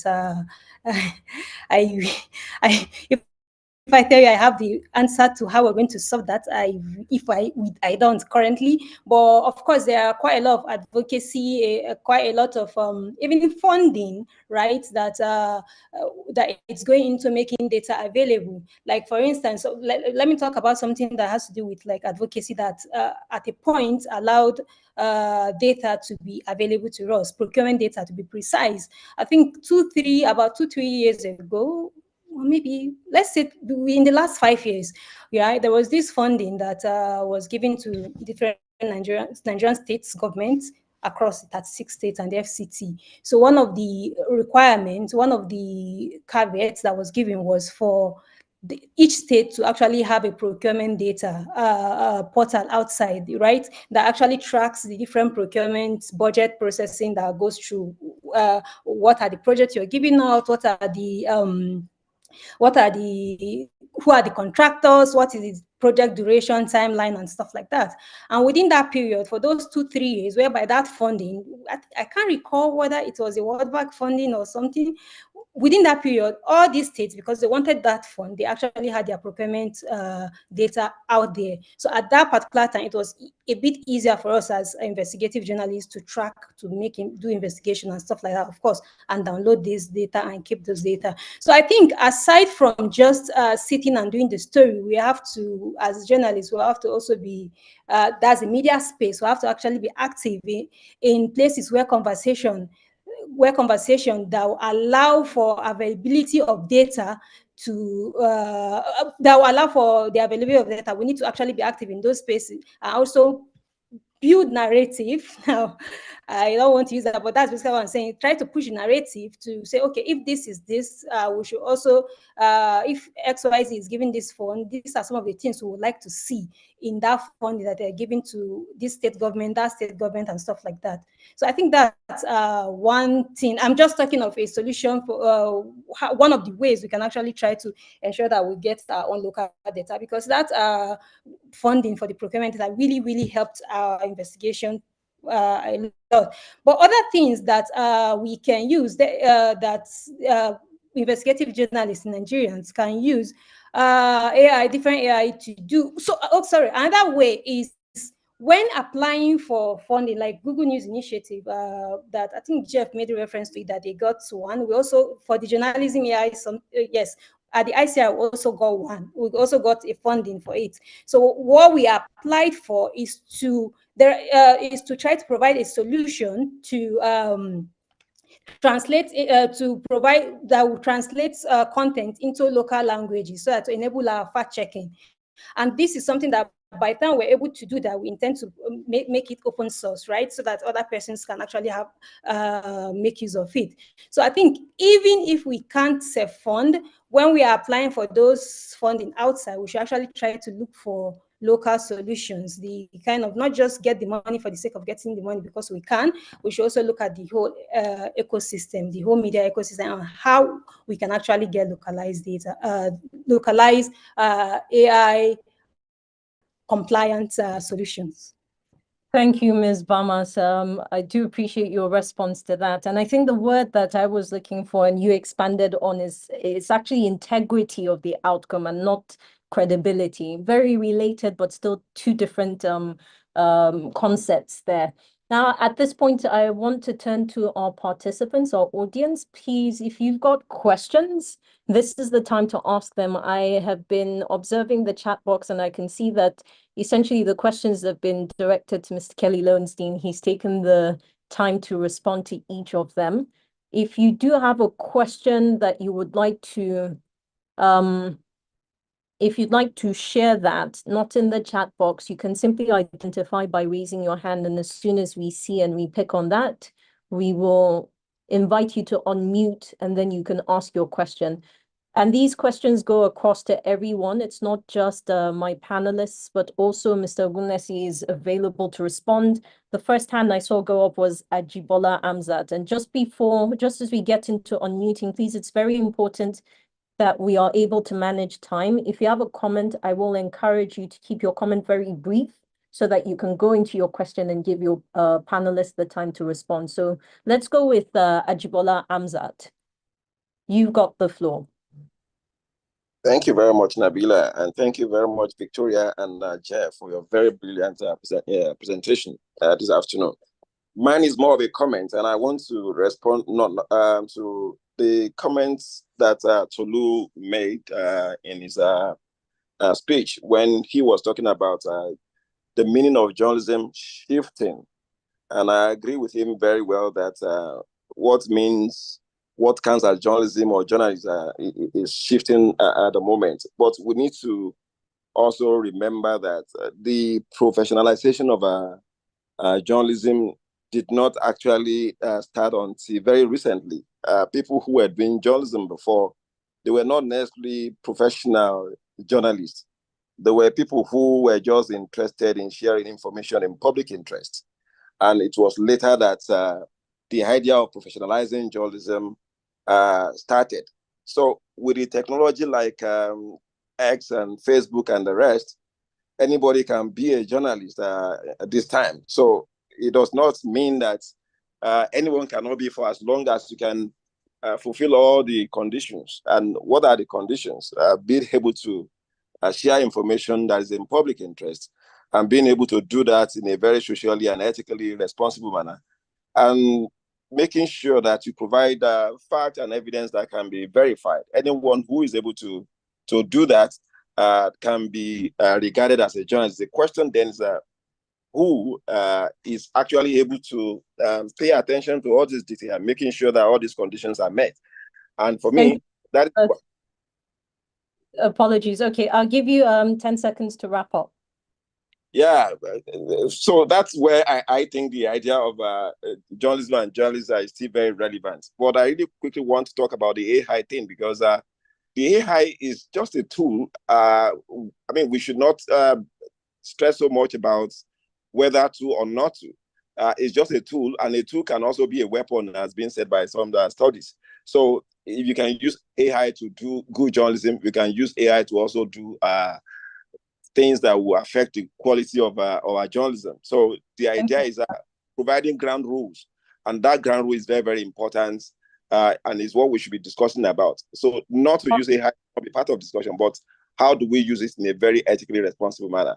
That should be the focus of the conversation, I think. I mean, you do raise important points, and perhaps in our closing, we'll come back to that conversation of who is a journalist.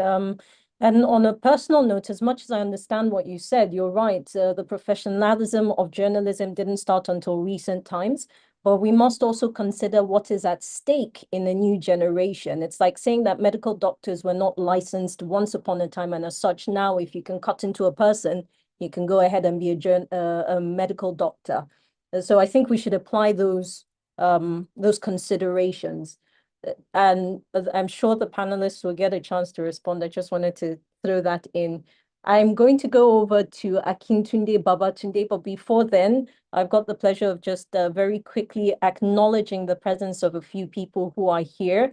Ms. Bimbo Oloyede, who's a friend of the house. For many of us who have followed the Wole Soyinka Center for Investigative Journalism events and conversations, you will find Ms. Oloyede very close at every turn. So thank you so much, ma'am, for joining us. We also have Professor Rockwell Sekoni, who is board chair of the Wole Soyinka Center for Investigative Journalism.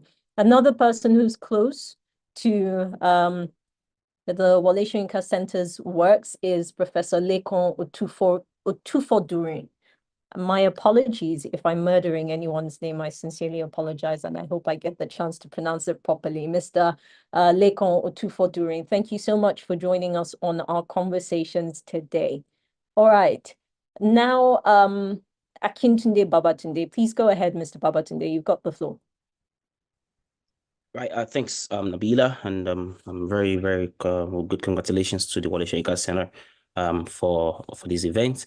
I just wanted to add 2 points. First on the funding mechanism for investigative journalism, because I think the keynote speaker sort of like made mention of the current case of the OCCRP, and I think that this is important for us to start thinking about who should fund investigative journalism and to what limits should the funding be.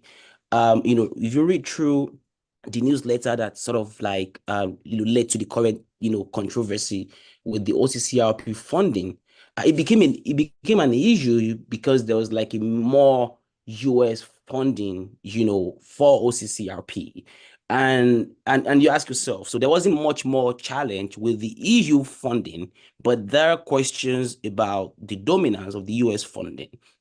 And the question that should come on board is that, so to what extent should limits to funding investigative journalism be from donor partners? Should it be from individual donors? Should it be from philanthropic funding? That conversation has not been had. And it's also very tricky in a country like Nigeria. Let's say even look at the West African sub-region or even the African landscape, where we read in the news a few days ago about Netflix leaving Nigeria. It has been debunked, but Netflix subscription goes up less to like 2,700, 4,000 naira or 7,000 naira, and that's entertainment. That's what people like to watch movies, but they can't even pay because there is a challenge of being able to affordability here.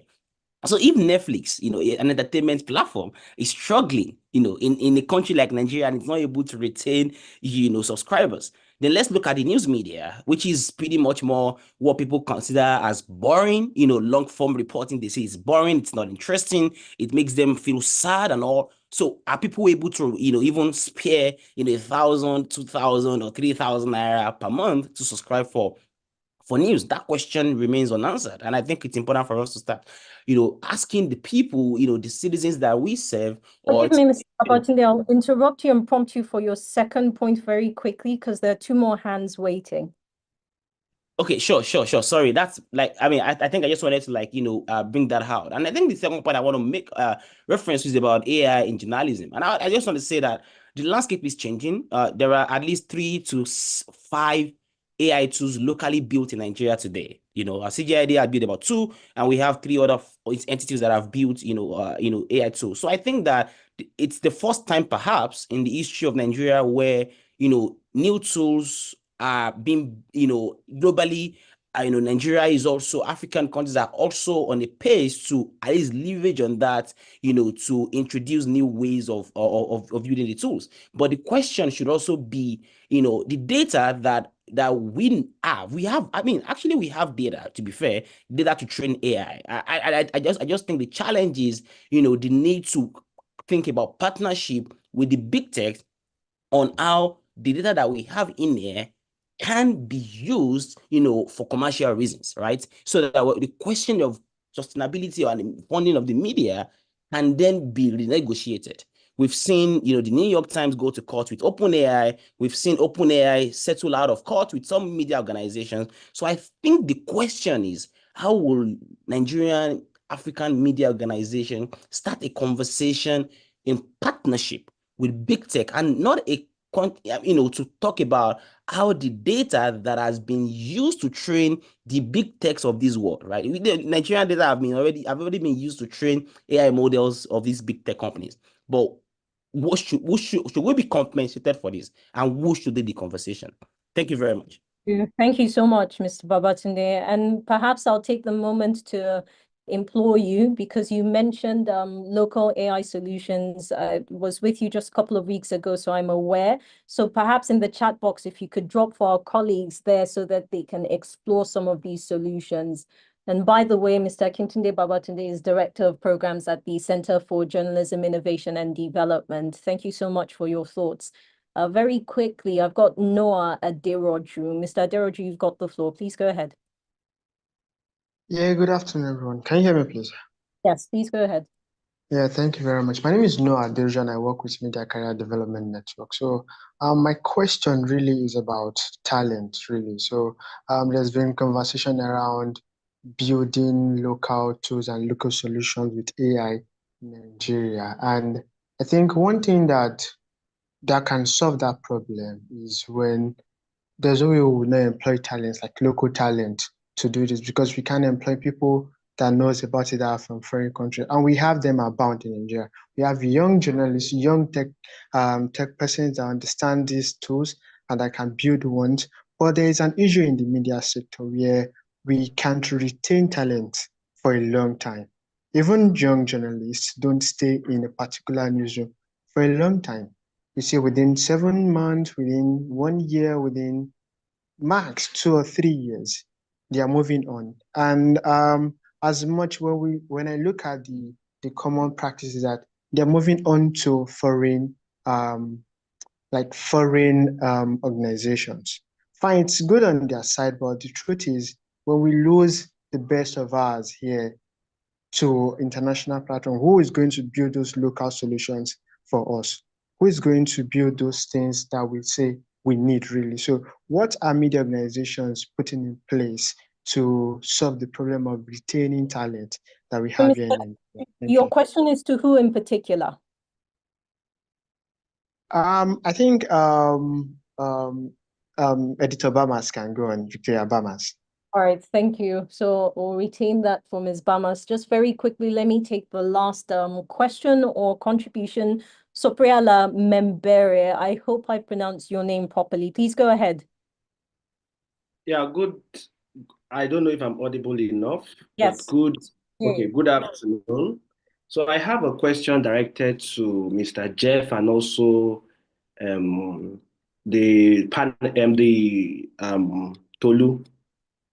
Mr. Tolu. So it's about funding.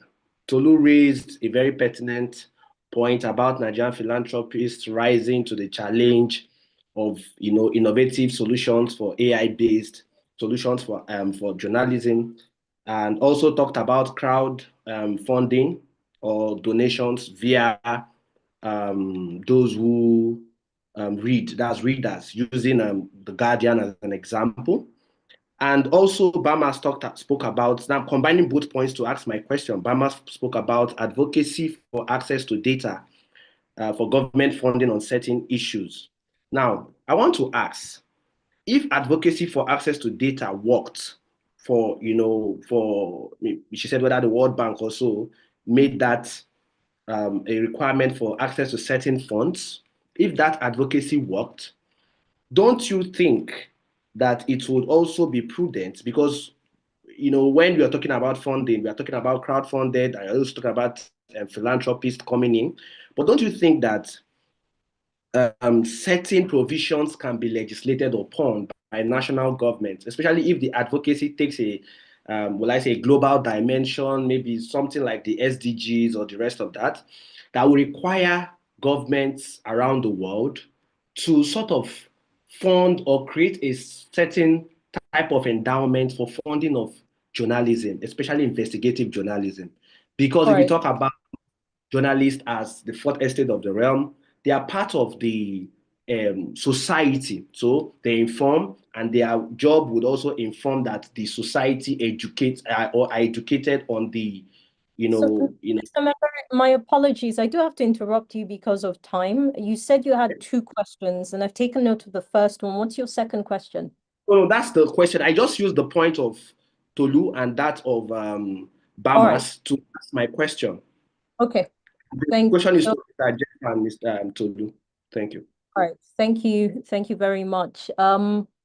I did see another hand, but I think that hand has been withdrawn. So let's take the time very quickly to go through the questions. Ms. Bamas, this question was for you from Mr. Aderoju on the question of retaining local talent. All right, sure. Thank you very much. So when Jeff was talking about increasing I think stabilizing the what they pay those in Africa and other, I was actually smiling because what it means is that all our local talents actually would rather go to work for such organizations that can pay really high, and because the media space in Nigeria is not really the salary scale is not really at par with what they get when they work for international organization. And the other effect is having is that even you have journalists for first 2-3 years, they actually run investigations for you because they know that all this other organization will give you way higher funding.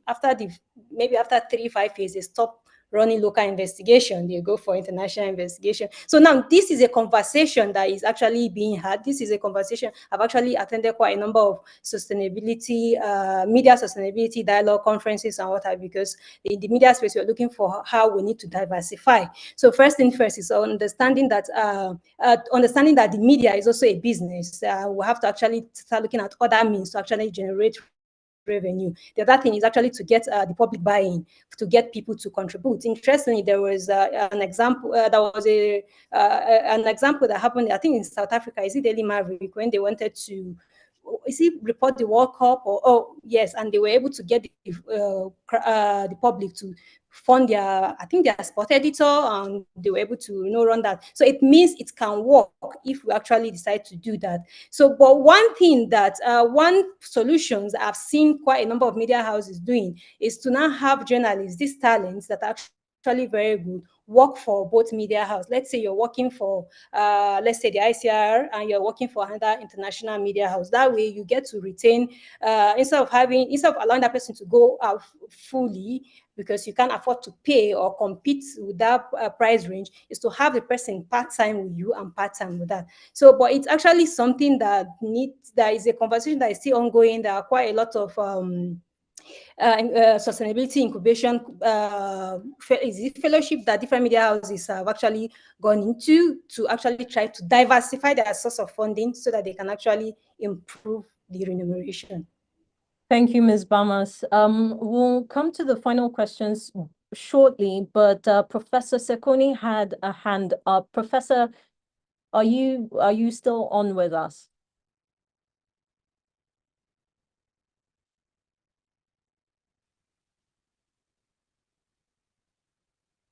All right.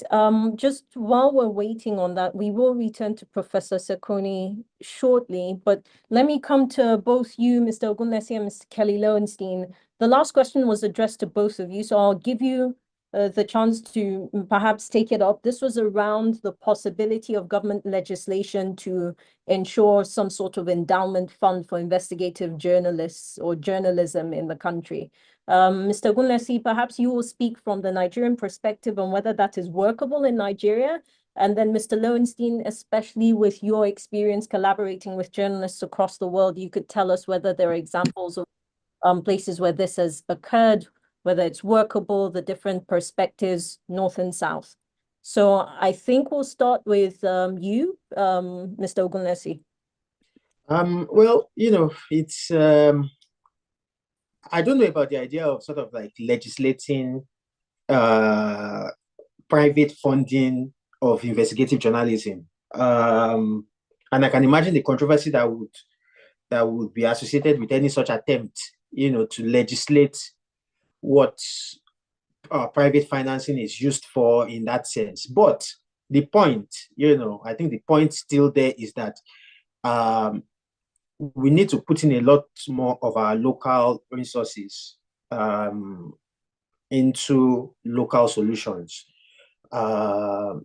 Nigeria has a lot of people with more money than they know what to do with and all. They don't have to necessarily directly finance investigative journalism, but there are mechanisms, there are funds, there are endowments, there are many ways, in which this can be done. So yes, definitely, we need a lot more private money going to support causes like investigative journalism, fellowships and that kind of stuff. But I'm just not sure that government can legislate that. And we also have to make sure that however we end up, whatever we settle for as the ways or as the solutions, they must be ways that do not undermine editorial independence. Because ultimately, I think at the end of the day, that matters a lot. The perception, so as I talked earlier about credibility not just being credibility, but even the perception is as important as reality. You can do stuff in the proper way and not be seen, but not be seen to be doing it in proper way, which is maybe no different from not doing it proper way, because perceptions do count or matter for a lot. So and I think that this is where organizations like the Wole Soyinka Center and CJID and all of these platforms come in, where you play an important function as arbiters, as neutral, sort of like independent platforms that can help to do a lot of that middle, what we might call the middleman work. I think that's where you come in. Organizations like that, institutions like this come in to sort of help in I guess things like mobilizing and allocating the funding in a way that gives people the sense that editorial independence is not being undermined. Right. Thank you, Mr. Olunesi. Ms. Kelly Lowenstein, you've got the floor. No, thank you very much, Nabila, and to you, Tolu, for the comments and the question. So I guess I'd say a couple different things. One, I definitely agree with the importance of diverse sources of funding. I think that can help to retain the editorial independence that I think we all believe is critical. To the question that Sopriala asked, there are governments, I mean, the EU funds a pretty good amount of investigative journalism. So there are examples there of how that's happened. There are challenges to some of the previous questions with any source of funding about the topic of the funding, the agenda of the organization, the explicit and implicit strings that may or may not be attached and that need to be openly discussed and disclosed. I did want to just mention very briefly that the retention issue is a very real challenge for the points that Victoria Bamos was raising, and Moton Rayo and I have spoken openly about. And so we talk at CCIJ about trying to strike a balance between internal equity and then not intentionally setting up local outlets at places where people somehow get their training and learn to get pretty strong before going to an international outlet. So we're very open to talking about ways to continue to do better in that area. And I guess the other thing I would just mention is that there are multiple examples of news outlets. I put in the chat John Allen Namu in Africa Uncensored, News Tapa in South Korea, where there were broadcast journalists at national government-funded stations who got frustrated in both cases with the censorship essentially that was being brought on them and set up their own news organization. So with John Allen Namu, it's Africa Uncensored, does just remarkable work. And News Tapa, they not only do really impactful work and have a bookstore and public events and so on, they have 140,000 individual donors, and they disclose all of them. If you go to their office, they have all of them listed on the wall. They don't prioritize the big donors. And so I think that that's important as possible examples. At the same time, it occurs within a context of a certain level of the economy and a certain culture of civil society and donation. So I just wanted to share those thoughts and acknowledge also that CGID is a very strong and important partner of us, Akintunde and Busola, of course, and Lami is on the line, who's one of our key members in a story that's forthcoming that used a lot of AI. Thank you. Thank you, Ms. Kelly Lowenstein. I want to once again try to see if Professor Shekoni is with us. Professor, can you hear us?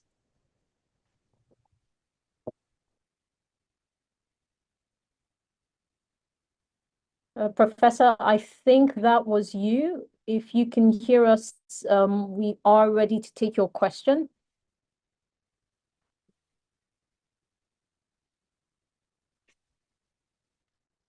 All right. Unfortunately, I think I'm not certain if it's a technical difficulty or perhaps something else that is interrupting, but I'll cede the floor to Mr. Otufodunrin.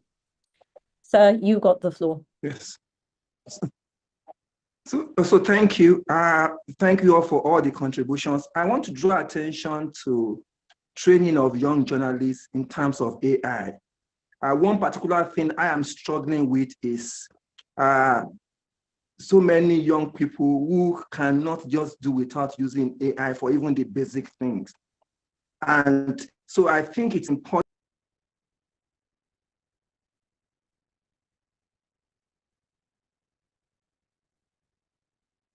Mr. Otufodunrin, are you still there?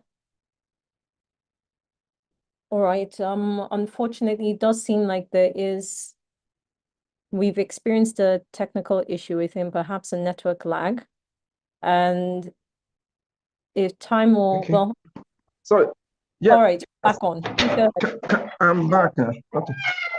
Okay, so I was saying that it's important to see how we can work with young journalists, especially those who are training in School of the Media, how they can understand that the AI is just a tool and not a replacement for basic skills. I mean, I experimented recently with a group of interns.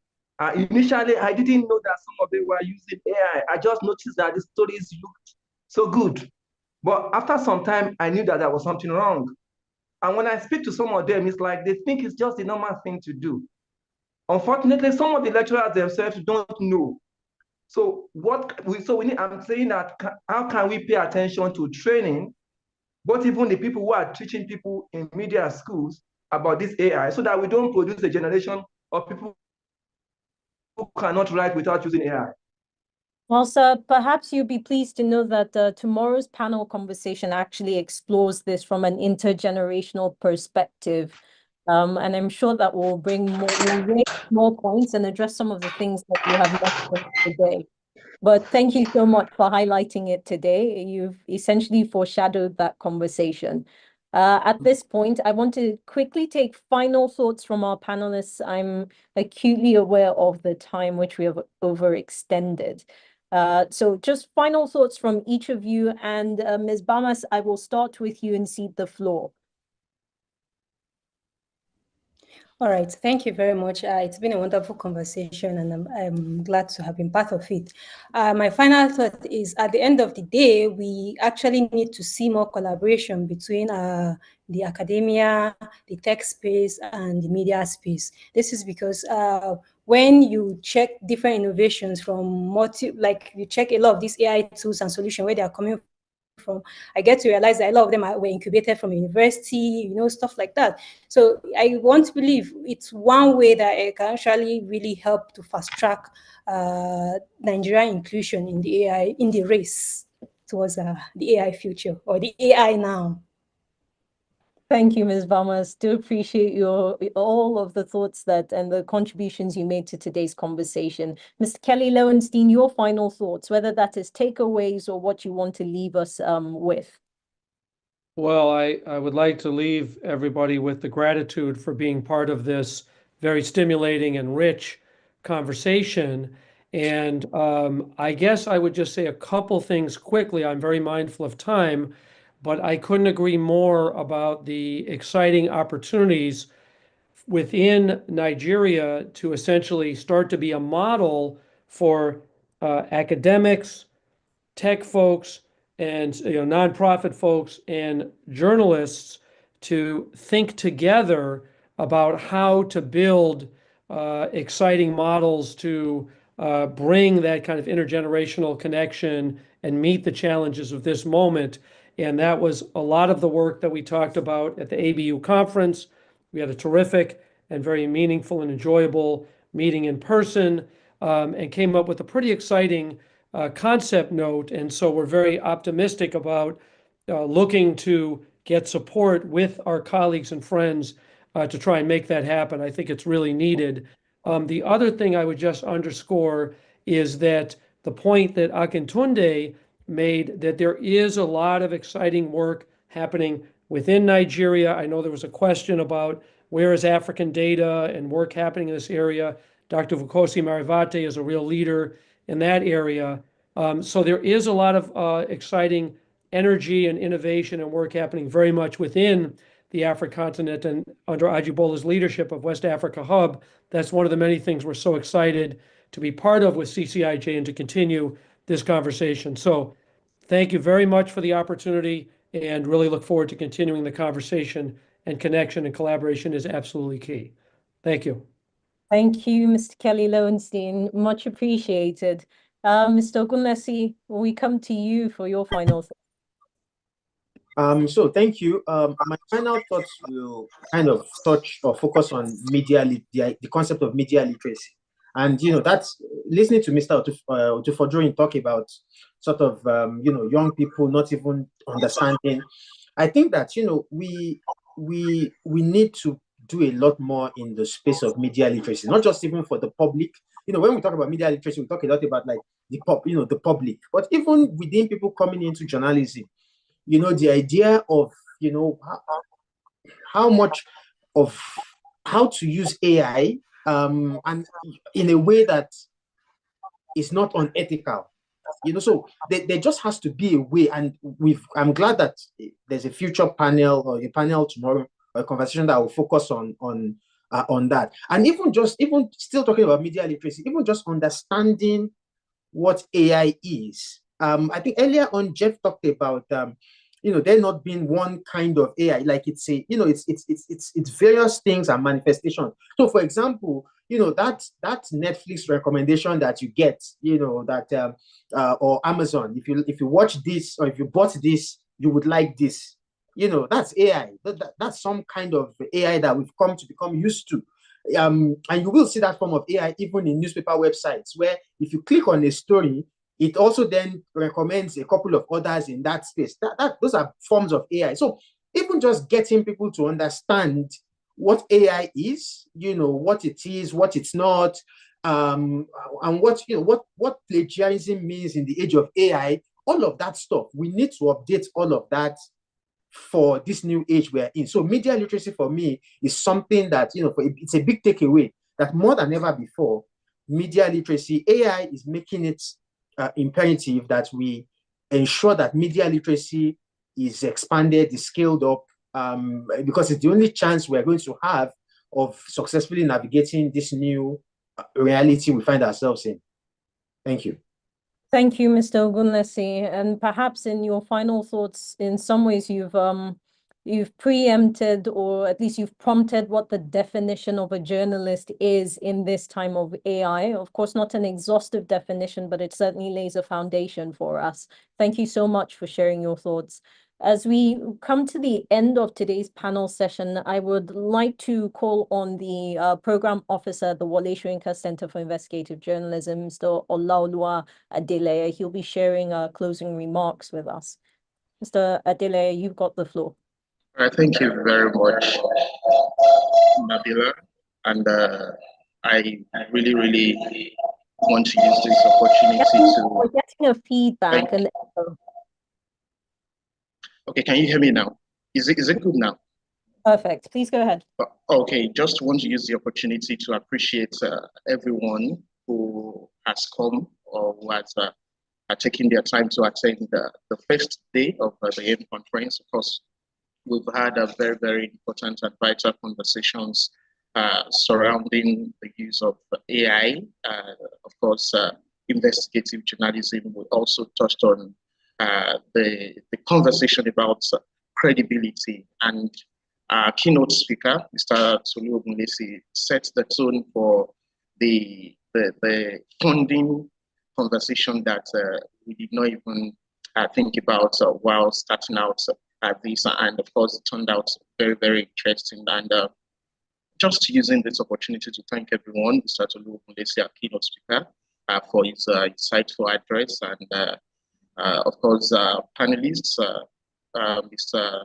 Jeff Kelly Lowenstein, and Victoria Bamas for all of their brilliant submissions, and of course, set the tone for what we'll have tomorrow. And I'm really, really excited for the conversation we'll be having tomorrow, like Nabila, you said earlier, about the intergenerational conversation, where we have the veteran, the mid-level, entry level, and of course, the students of journalism to talk about each and every of these key sections of this conversation. So I'm quite excited about that, and I'm sure you too don't want to miss that. So thank you, and let's enjoy the rest of our afternoon. All right, thank you, Mr. Dele, and see you all tomorrow, 1 p.m. It promises to be an interesting conversation. And by the way, the 1 p.m. Panel is only the first of tomorrow's proceedings for the AIM conference. On behalf of the Wole Soyinka Center for Investigative Journalism, my name is Nabila Osman. Thank you so much for joining us. Enjoy the rest of your day. Thank you. Thank you, Nabila. Thank you, Nabila, for an excellent moderation. Thank you. My pleasure. Absolutely. Thank you. Thank you, Tolu. Thank you. Thank you.